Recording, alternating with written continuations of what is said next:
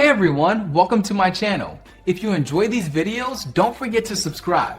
I share content that's easy to follow and worth your time.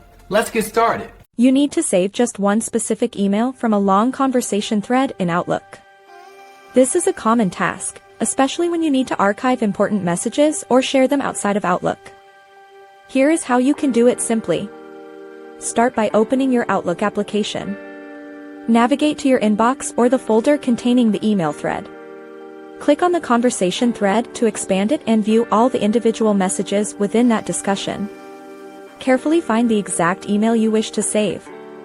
Once you locate it, double-click on that particular email. This action will open the single email in its own dedicated window, separate from the main Outlook interface.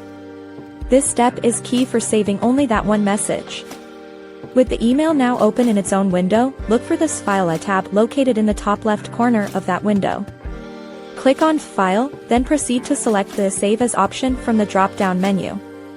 A Save As dialog box will then pop up on your screen.